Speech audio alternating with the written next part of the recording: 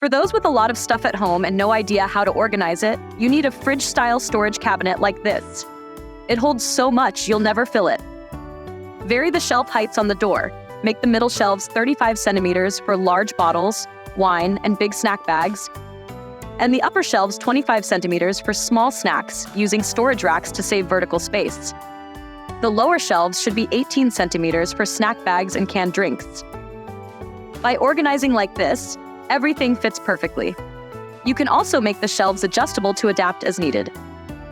If the cabinet door storage is too heavy, install hidden swivel wheels for smooth movement. On the bottom shelf, create a drink station and add a cup rack above for wine glasses or mugs, stackable for flexibility. Don't waste the upper space. Use a hanging cup rack. On the counter, place appliances like a kettle and install a track socket with USB ports to charge your phone. Add motion sensor light strips to brighten the area. A drawer in the middle for small items and adjustable shelves for larger ones makes it versatile. Maximize every bit of space, like the 15-centimeter gap on the side of the cabinet, perfect for a beauty storage unit. Don't let the small depth fool you. It holds a lot.